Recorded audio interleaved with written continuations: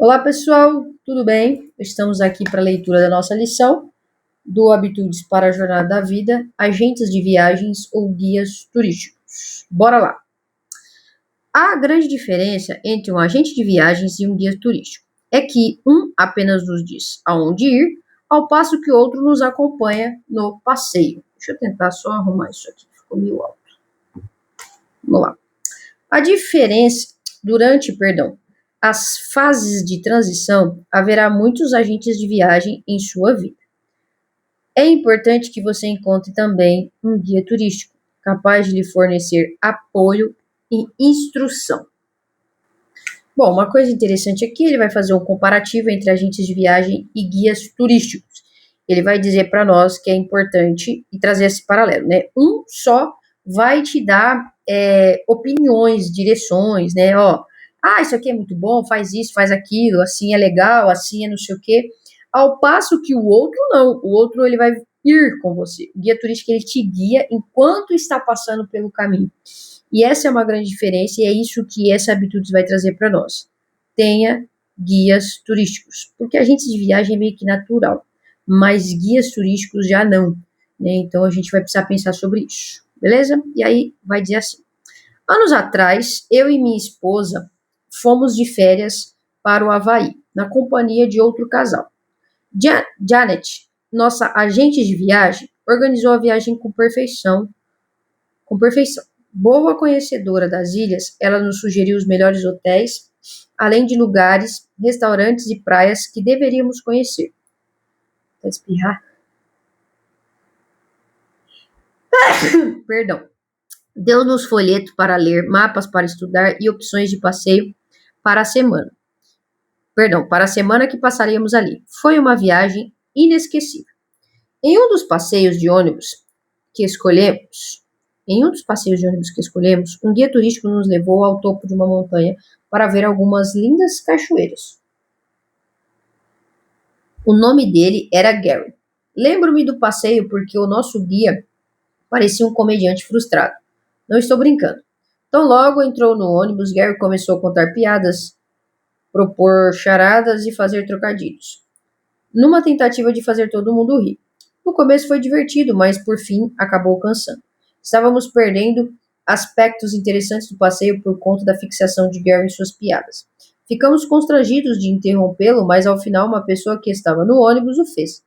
Um senhor mais idoso falou: Ei, Gary, seu senso de humor é ótimo, mas nós pagamos para um especialista nos acompanhasse em um passeio, não para ouvir um comediante de stand-up. Todos a bordo riram sem graça e o guia turístico entendeu o recado. Durante o restante do passeio, Gary mostrou-se extremamente solícito e não perdeu uma única oportunidade de nos mostrar locais interessantes. Dizem que depois de uma idade a gente pode falar algumas coisas.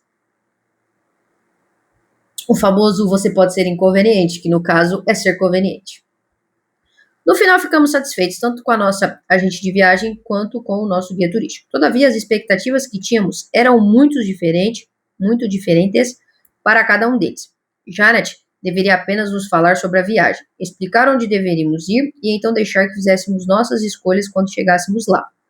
No caso de Gary, a história era outra. O guia turístico não nos diz simplesmente o que fazer. Ele vai conosco no passeio. Vou repetir. O guia turístico não nos diz simplesmente o que fazer. Ele vai conosco no passeio. Ele caminha ao nosso lado durante o trajeto, vislumbrando cada passeio e ouvindo cada som ao longo do caminho. Nossa expectativa em relação ao guia turístico é muito maior. Esse é um relato da vida. Conforme for crescendo, você perceberá que conhecerá pessoas que são como agentes de viagens e outras que são como guia turísticos. Para a maioria dos indivíduos, é mais fácil ser um agente de viagens. Aliás, é provavelmente que apareça uma porção de gente para lhe dar conselhos e em seguida dizer: boa sorte na empreitada. Um grande número de professores, amigos, treinadores, patrões, conselheiros lhe fornecerá opiniões, mas não se envolverá muito com a sua caminhada. Para eles agir assim é menos dispendioso. Por isso, é tão importante que você encontre algumas pessoas dispostas a serem seu guia turístico. Isso significa gente que não apenas disponha de sabedoria e experiência, mas que também esteja disposta a andar com você durante parte da sua vida. Vou abrir um parênteses aqui. Às vezes é difícil achar gente de viagem. Imagina guia turística. Mas esse deve ser o nosso empenho, porque eles existem. E lá no final vai dizer para nós que muitas vezes não é como nós imaginávamos, tá? Mas eu vou repetir aqui. O que a gente precisa entender com essa lição e o que a gente está buscando? Gente que não apenas disponha de sabedoria e experiência, mas também esteja disposto a andar com você durante parte da sua vida. Então, você precisa encontrar pessoas assim e você precisa ser alguém assim para pessoas. Provavelmente você encontrará muitas Janets para cada Gary que encontrar. Durante a fase de transição que você está vivendo, é prudente identificar uma pessoa ou um grupo delas que esteja disposta a desempenhar o papel de guia turístico em sua vida. Nessa fase, você tomará decisões importantes. Irá se conectar com pessoas novas. Será apresentado a situações e experiências que nunca viveu e adotará um novo estilo de vida. Nesses momentos, ter um agente de viagens é bom, mas contar com um guia turístico ao seu lado é incrível. Com certeza vai mudar a sua experiência por completo. Então, busque essa pessoa. Esses indivíduos podem ser seus amigos, mas boa parte do tempo você os verá como mentores. São pessoas que se encontram um passo à sua frente, mas que estão dispostas a dar um passo para trás e mostrar-lhe o caminho. Elas o ajudarão a manter uma perspectiva correta e avaliar as opções à sua frente. Os mentores podem ter um valor inestimável. Eu vou repetir. Esses indivíduos podem ser seus amigos, mas, em boa parte do tempo, você os verá como mentores. São pessoas que se encontram um passo à sua frente, mas que estão dispostas a dar um passo para trás e mostrar-lhe o caminho. O que elas vão fazer? Elas o ajudarão a manter a perspectiva correta e avaliar as opções à frente. Os mentores podem ter um valor inestimável. Anos atrás, o periódico Harvard Business Review. Qual que é a tradução disso? Bom, enfim. Publicou um artigo de capa intitulado Everyone You Makes It a Mentor. Todo mundo que vence na vida tem um mentor. Um jornalista entrevistou centenas de CEOs bem-sucedidos a fim de descobrir o que eles tinham em comum.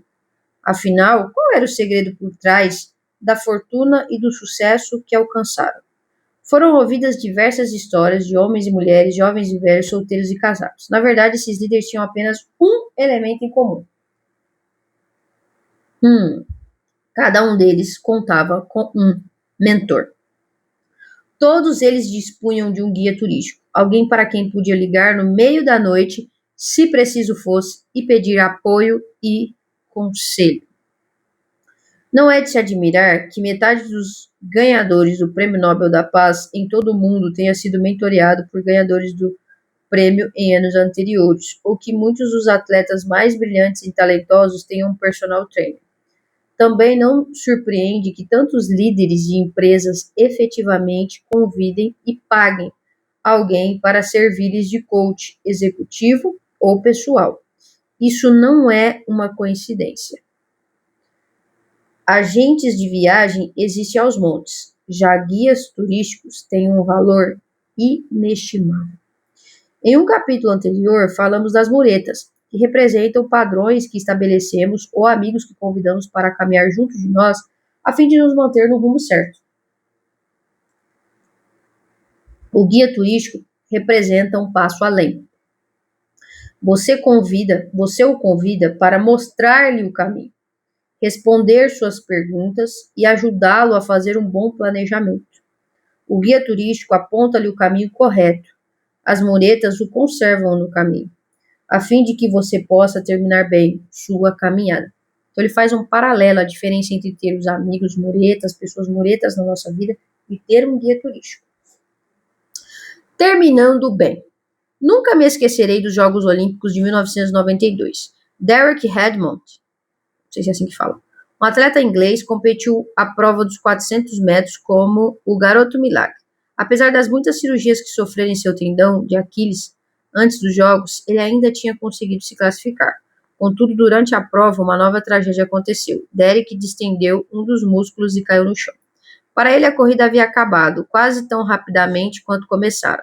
Todavia, como o bom inglês que era, Derek não estava disposto a terminar sua carreira no chão. Pondo-se novamente de pé, ele começou a mancar até a linha de chegada, fazendo caretas de dor a cada passo. Lembro-me de comentar com um dos meus amigos enquanto assistíamos a competição pela TV.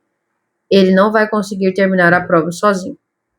Graças a Deus, ele não precisou fazer. Naquele dia, o pai e mentor de Derek, Jim, estava sentado perto do topo do estádio. Ele, que fizera de tudo para preparar o filho para aquela corrida, não podia sequer vislumbrar a ideia de ficar sentado ali passivamente enquanto seu mentoreado mancava em direção à linha de chegada. Abrindo caminho pela multidão, Jim pulou a cerca e se pôs a correr na direção de Derek. Ao aproximar-se dele, Jim colocou a mão sobre o ombro. O toque deve ter sido familiar, porque Derek deu mais alguns passos e caiu nos braços do seu mentor. Os dois ficaram abraçados por um momento, como se ninguém estivesse olhando. Em seguida, Jim perguntou a Derek se ele tinha certeza de que queria terminar a corrida. Diante da resposta positiva, Jim envolveu o filho com o braço e disse-lhe aquilo que considera as palavras clássicas de um mentor. Derek, nós começamos isso juntos. Vamos terminar juntos. Foi exatamente o que fizeram. Com isso, eles nos proporcionaram o retrato vivo de um mentor, aquele que capacita o outro a terminar a corrida bem. Mentor, aquele que capacita o outro a terminar a corrida bem. O Conselho Federal de Mentoreamento divulgou um estudo do programa Big Brothers Big Sister, Irmãos e Irmãos Mais Velhos. Mostrou que estudantes acompanhados por mentores obtinham notas mais altas do que alunos de perfis semelhantes que não eram mentoreados. Um estudo de 2007 constatou que crianças inseridas em relacionamentos de mentoria na escola apresentavam um desempenho melhor em sala de aula, concluíam mais tarefas e mostravam um melhor desempenho acadêmico geral, especialmente em ciências e na comunicação oral e escrita. Depois de formado, o funcionário que teve um mentor costuma ganhar milhares de dólares a mais do que aquele que não teve alguém para mentoreá-lo. O que um mentor pode ajudá-lo a fazer? Parte importante. Abaixo enumero 6 tópicos, os quais o mentor e o mentoreado podem conversar ao se reunirem. Primeiro, a descobrir os pontos fortes. Identificar as áreas em que o mentoreado pode, por natureza, acrescentar contribuições. Então, quais são os seus pontos fortes? 2. Desenvolvimento do caráter. Cultivar qualidades no mentoreado, tais como a integridade e a disciplina, que lhe serão necessárias ao longo da vida. 3. A determinação de um foco. Ajudar o mentoreado a afunilar seus interesses e a buscar somente os melhores. 4. O discernimento de pontos cegos. Expor áreas em que o mentoreado desconhece e que podem sabotar o seu potencial. 5. Fornecimento de percepções e ideias-chave.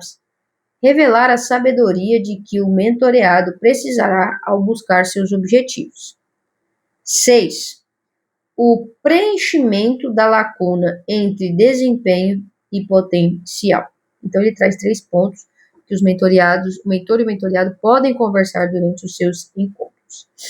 Joe Crosby disse certa vez: um mentor é um cérebro à nossa disposição, um ombro para se chorar e um empurrão em nosso traseiro. Posso dizer que todos nós precisamos disso. Para discutir. Essa frase é muito boa, né? Qual o valor de ter alguém em nossa vida que já passou pelas situações que estamos vivendo? 2. Por que os guias turísticos são tão raros? 3. Em que situação um guia turístico teria maior serventia para você hoje? 4. Que área da lista acima, o que um mentor pode ajudá-lo a fazer, você mais valoriza? Autoavaliação. Examine a lista abaixo e avalie em que área você mais precisa de um guia turístico. 1. Meu desempenho acadêmico. Não preciso, próximo do 1, e preciso muito, próximo do 10. É assim que está medido, tá? 2. Primeiro, meu desempenho acadêmico, o quanto eu preciso de um mentor. 2. Para me ajudar a identificar os pontos fortes e dons que possuo. 3. Nos meus relacionamentos, vida social e familiar. 4. Para me ajudar a planejar os meus alvos profissionais. 5. Para me capacitar a enxergar meus pontos cegos. Experimente. Reflita com atenção sobre as suas maiores necessidades no momento. Talvez seja alguma das que enumeramos anteriormente. Pense no seu desempenho acadêmico, no seu crescimento pessoal, seu planejamento de carreira, sua vida social, financeira e etc. Liste 5 necessidades mais importantes da sua vida. Então, quais são as necessidades mais importantes da sua vida? Agora, elabore uma lista de pessoas que possa mentoreá-lo nessas áreas. Se tiver enumerado 5 necessidades, poderá escolher até 5 indivíduos diferentes para guiá-lo ao tomar decisões nessas áreas. Caso você ache que não conheça ninguém capaz de assumir esses papéis, amplie o seu raio de busca. Talvez haja alguém que mora em outra cidade e você possa manter um contato com ele ou ela por telefone. Talvez essas pessoas estejam no seu campus universitário e você ainda não as conhece. De repente, um amigo pode apresentar um ao outro. Seja como for, tenha em mente que um mentor pode ser diferente daquilo que você imagina a princípio. Esteja aberto. Isso aqui é algo muito importante, porque às vezes a gente olha o estereotipo, algumas qualificações, e é bom a gente tomar cuidado com isso, tá? Então, logo encontre indivíduos para cada uma de suas diferentes necessidades. Leve-os para tomar um café ou ligue para eles. E pergunte-lhes se aceitariam se reunir com você para que você possa lhe fazer algumas perguntas. Se a reunião for boa, for bem, veja se eles aceitariam tornar esses encontros regulares, semanais ou mensais. Esse pode ser o começo de uma grande jornada. Bom, gente, essa é a lição. Ela vai falar sobre mentores e eu espero que o Espírito Santo fale com cada um de nós. Eu vejo vocês na próxima. Ou na aula, né?